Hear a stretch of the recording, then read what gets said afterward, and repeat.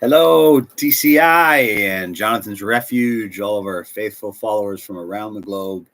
I bring you good tidings and Thanksgiving from the West Coast here in Washington State, out in Marina in Everett, Washington, the largest marina in the West Coast of the United States. Just a fun fact.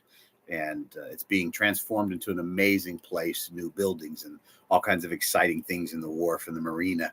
If you're a boater and into that kind of stuff, I was into boating, but not as much as I am now.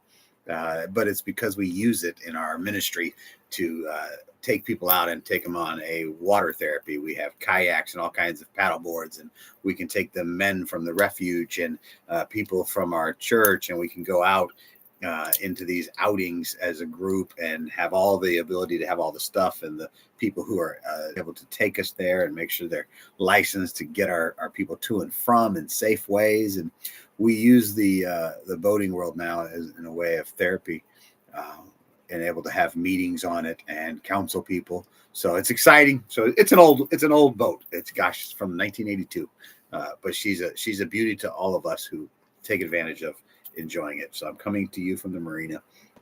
Now, tonight's message, let's jump into it. How do you chart a course, a path, when, well, let's be honest, when you can't see anything? So if you can't see the path before you, and I want to bring up an incident. I was driving from the office in Marysville. It's about a 15-minute drive, 12 to 15 from the office to the marina. And so a lot of times, when you're married, you sometimes want a little space sometimes, right? And so my wife has an office that's hers, and I now have an office that's here. And so it's kind of fun. So we get a little separation throughout our day, and we've been blessed. And so I was coming to the office here in the marina. And as I did that, I couldn't drive. I couldn't see more than 50 yards in front of me. I was driving slow, and you had to, because you couldn't see anything. I knew the road. I can remember, like, I know it's about to turn. Yep, there's the turn. But I couldn't remember, is there like 4 telephone poles, or was it like 10 telephone poles to the bridge? I couldn't really remember that. Sometimes the bridges are closer than your memory, or vice versa. You're thinking the bridge is right here. Then it's a half a mile up. So it's not something you want to be racing around on, even though you've driven it 1,000 times. And so what happened is, how do you chart your course through that? And we were driving slow, and then all of a sudden I see instantly red lights everywhere. So everyone's stopping, and we were all going slow enough. We came to the bridge, and it's the old-fashioned drawbridges that go up, and then the boat comes under, and then they lower down, and we continue. And so this was a good 15-minute delay sitting there. And as I'm waiting to see the boat, I'm looking, and I got my car parked because we're going to be here for a little while. So I'm out over the window on the passenger side looking out. I couldn't even see the boat. It was that cloudy and foggy. You couldn't see anything. Now, think of that guy. See, I have a road to look at. He's got no road. And when I got to the marina, I got in, I couldn't even see at the end of the slips. That's how thick it was. And so I was thinking of that captain that just left out there. And how do they figure it out? Well, you got 2 things in a boat.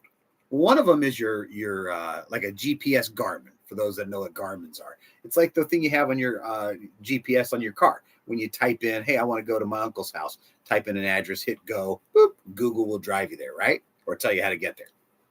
Boats have those 2. And they have updated annual charts. So you can get the charts, which will tell you where in the harbor is the entrance. So it'll tell you, and it's the entrance to the harbor. It's pretty much always the same exact spot. I mean, it would be very rare for the harbor to close an entrance to make it somewhere else. But again, it just tells you where the harbor entrance is. But that chart won't tell you if there's a boat coming straight at you. You have to either see it, or you have to have radar, which is a separate machine. And so up there, I have another radar. And I went back in my mind to the time that the guy who I co-owned the boat with, and my boat partner, and we were taking her down from Canada down here. It was like a 12-hour day on the ocean. And there's this moment when we got so fogged in that you actually couldn't see just barely past our boat. And this is in a major shipping lane, and we're in the San Juans, and all of a sudden you're talking about those huge cruise ships and all the big oil tankers and the crate containers that go into Seattle that are these things are right there. We can't see anything. What do you do? It's okay. There's a radar, and it tells me, beep, there's a boat. Beep, there's a boat. Beep, there's a boat. Beep, there's a boat. All right. My other one tells me my depth, so I can tell where I'm at underneath me. And with these mechanisms, I can be, in essence, blindfolded. I just need to be able to see the machines and be able to read them, and then be able to look out too and verify. And so I was thinking of this because I'm going through a lot in my life, and I'm transforming spiritually as a man. And I've been coming out of this process of becoming a better person. And I'm not saying you don't try to be a better person every day, but it seems in the human world, if you look at, mankind, about every 10 years, our physical and whatever happens physically, again, it ties in with spiritual. About every decade, we seem to change, and we go through phases. Children, teenagers, young 20-year-old, young adults, 30-year-olds starting their families, and so on and so on. And so you got all these stages that you go through. And so there's always that transformation physically and spiritually. And we should be trying to come out of that cocoon a better person. How did we do in the last decade? What can we improve on for the next decade? So as I'm going through that, I'm hearing doctors, and they're talking to me, and I'm listening, and I'm not happy with what I'm hearing. And it's scary. Someone says, well, what's scary? Well, there's things that are scary. Dying's not scary. I don't care about dying. It's the other stuff that they talk about. It's kind of scary. And those things that are frightening and scary, I'm not fearful. Well, I have fear, but they're scary and they're frightening. And sometimes it's hard to deal with that. And inside you're like, what do I do? I can't see. See, I can't fix some of this stuff. I can throw me in the middle of any of my companies. I don't care what division it is. I don't care what department or whose job it is. Just tell me that person's gone and you have to take over. And that's your new full-time job, 40 hours a week. Give me 1 week. I will be so up to par. You'll be like, there's no way. But I will. I'm that guy. So I like those challenges. I've always thrived when they said, yeah, nobody could sell a person for 2 weeks. And this every day we brought clients in and not one sale for 2 weeks. And I laugh and I walk in there and in one day I'm getting 60% closes. How'd that happen? I like it because I can fix it. I can work on it. I can chip away at it. But there's certain things you can't when they're out of your hands. And some of that's health. And that's scary. Very scary for me. And so I'm looking at a course that I can't see. Oh, what is it? And I look for radar, and I'm like, uh-oh, I don't have radar right now on. Oh, no. So I need radar. How do we get radar as humans? Radar can be family and friends, but I sometimes, to be honest with you, don't trust those. I'm being honest, because, our friends are going to, yes, they'll have what they think is our best interest at heart. And our family sometimes has what the family's interest is at heart.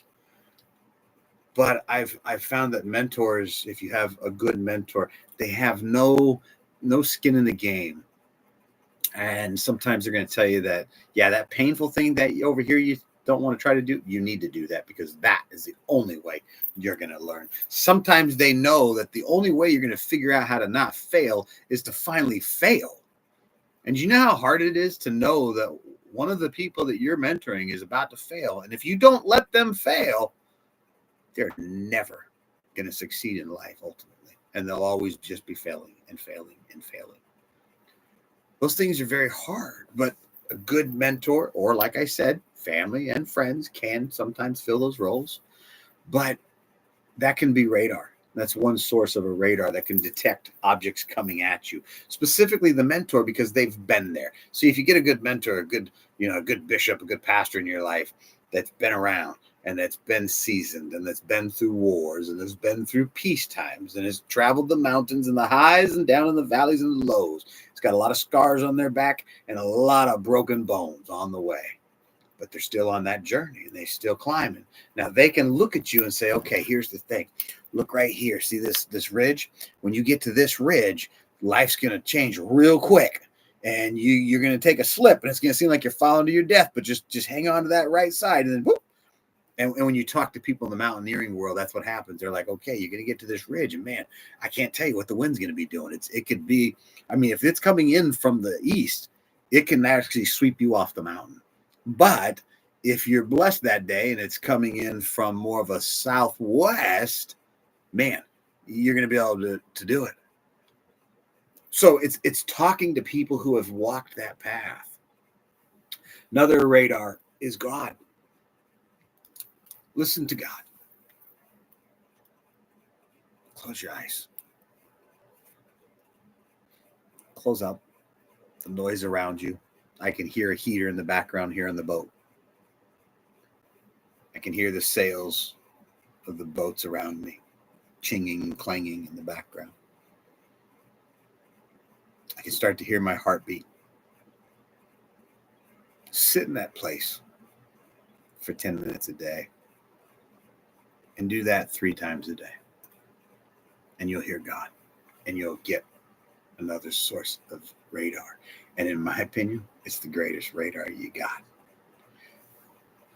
But there's other sources. There's books, there's materials you can study. And sometimes all of the above are needed to get you through it. And even when you do everything right, you're going to wreck your car. You're going to hit the curb. You're going to jump over a rock. It's going to happen. You're going to slam into somebody, or someone's going to slam into you. Circumstances are going to occur, and you're going to go, oh, God, why?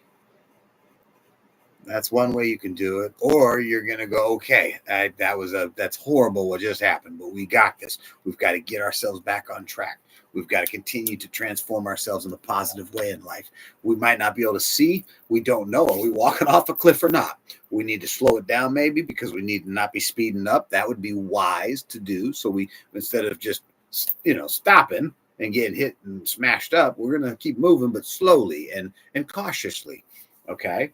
And so there's things and experiences that will help you get through this life. But I wish I could say that you're going to have a lot of people with you to make those decisions. They will be with you. But my wife once said to me something. She said, I and I alone determine my happiness. And I didn't like that, because that meant that I controlled my happiness. And if I don't want to be happy, stay away, right? If I don't want to be happy, who doesn't want to be happy? Seriously, who doesn't want to be happy?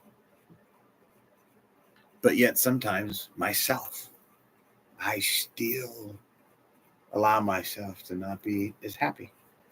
A little grumpy sometimes. Sometimes. I'm working on it. I'm a human. But it's interesting. The blame's on not anyone else. It's on me. I have to make that decision to be grumpy. I have to make the decision to be an asshole to my wife, to my children, to my world. I know. I get those emails. Bishop, did you just say? Yes, I did. I'm the person who will say it as it is. And when you mess up, it's okay. It's not all your fault. That's one thing I've learned in life. I'm not to blame for everyone's issues. I'm to blame for half of all the issues, probably, because I make up the other half of an equation. A business partner, a relationship with a friend or a spouse or a family member. We're all in this together in life. And so there's many circumstances that will come up. And again, what do I do? How do I do it? It's scary, especially when you can't see anything, like yesterday. And the fog in Seattle was so bad. And it can be terrifying in your life when the doctors are telling you, hey, you might lose things.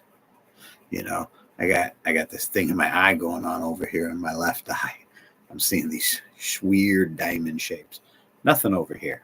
I wish there was something over here, because then it would be more of an eye problem, and not a neurological problem. But that can be scary. I had to sit and wait almost 2 hours before I could even leave to get over to the office because it was so bad and the pressure was so bad. And then I'm trying to call my neurologist, and I don't want to talk to them because I got a problem and I know what problems lead to it. Then what am I doing? I'm spiraling downward. Or you can just say, hey, look, take it easy. It's not always going to be the worst. And if it is, because my odds are, and it is, right? If that happens, so what? You're prepared for it. Doesn't mean it's going to be easy. It doesn't. But you take it on, facing it, standing up. When death comes for me, it won't find me sitting on a couch with my feet up.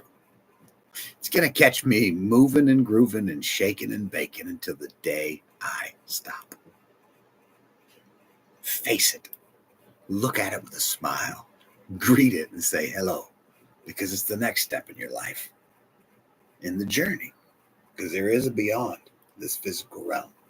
I've died 3 times, 3 different times. This physical realm that we're in, this body, this thing is decaying rapidly. We're going to transition to a spiritual world. Sometimes the pain I'm in sometimes makes me make other decisions abruptly. Pain, physical pain. Sometimes I'll say, God, I just wish I was dead. Doesn't mean I want to be dead. You don't know me then. I've got an amazing wife. She's my best friend. She gets me. I don't have to. She just gets me. You walk in and she gets me. We get each other. I've got a couple great brothers whom I love so much. I don't want to leave. I have my men, the refuge. This is my family. These men are my family. I'd die for them. But the pain sometimes makes you wish you weren't alive. How do you get through that? You look to God and you say, thank you, Lord, because I'm alive one more day to change one more life, to try to do one more kind act. And it doesn't have to be like you're going to go change the whole world. I know people meet me and they're like, man, does your visions and dream just like, doesn't it ever stop? I'm like, no, they're going to go global. And when we get to Mars, we'll be on Mars with the first men's home of hope. Because one thing I've learned about life is there's ups and downs, and there's always people in trouble. And we'll be there to help them and give them a refuge. But it doesn't have to be that grandiose. It can just be as simple as in line at Starbucks and you see a soldier. And you just turn around and you pay $10 towards whatever he's getting. You just tell the lady, take $10 towards whatever he's getting, please. It's a kind act. You go down the street, you see a house where you notice an elderly couple, and you can tell the gutters aren't cleaned. Stop. Pull over. Maybe get a group or someone that helps you not look all shady, because people are suspicious nowadays. We have people call us and say, do you guys have any elderly people that could use some help? And we go, we have a whole list. And then they're expecting someone from our organization. And they go do a kind act, like go clean the gutters. We're all about to head down to go do a very dear friend in Eatonville's house to make sure there's nothing up there. It's something we do. Why? Because we want to do a kind act. We want to be kind to people. That's part of our mission. And so I guess tonight, as I close with all the unforeseen paths that come our way, how do I navigate it? I stand up and I look it square in the face, and I take whatever's coming, good, bad, or indifferent. I smile through it. I'm grateful that I'm here to be able to go through it, because I was supposed to have been dead a long time ago. So I'm so grateful that I still have a chance to keep fighting to be a better person. And then you talk to all your mentors, your radars. Get your radar, get your depth finders, get your charts, get all of that accurate information so that you can chart that path. Don't be just taking advice from only one group. Get multiple advisors and heed the advice. You'll hear it. You'll hear their consensus on something and you'll be like, that's the right answer. They're all saying that is the key. And then jump on it. Execute it. Know that you're going to fail too. And that's okay. Look at how you failed and make sure you don't head down that corridor again, because you know there's a turn that's going to make you smash into something. So I love you guys so much. As I go through my day, I think often of all of our people at the refuge, our family, and all of the men in prison that contact me all the time to talk. My phone rings so much with people that I've never met, but they got my phone number from another guy in prison, from a guy I know. And they're like, hey, I know this guy and you need to talk to him. And the phone rings and here's a guy getting nothing. I don't get anything from this guy. He's in prison. He's not coming out for 10 years, 15 years, 8 years. He's not going to donate $1 on day one to anything we're doing. What's he going to do for me? Absolutely nothing. So that's why I focus on that guy. I'm going to try to change his life. I'm going to answer that call for him when he needs to have it answered. I'm going to be there to say, I love you, brother. Merry Christmas. I'm thinking of you.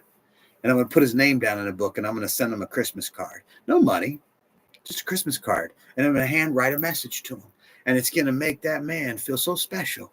And it's going to hold something in a little place in his heart where he's going to pay attention when I speak, so that when it comes time for him to get out. And so that's the path I'm talking about. You can open and enlighten people's paths by doing simple acts of kindness, by writing a letter to someone in prison. A simple letter, but to them, it might be charting their path.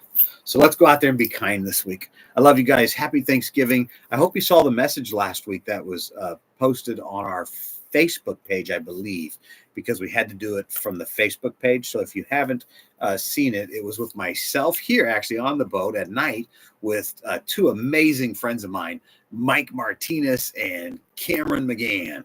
The duo were interviewed and we all kind of jumped in something and got into a Thanksgiving message. Really a wonderful message. So if you haven't seen it, go to the church's Facebook channel, the Church of Inclusion, and see it there. Love you guys. God bless. Take care. We'll see you next week.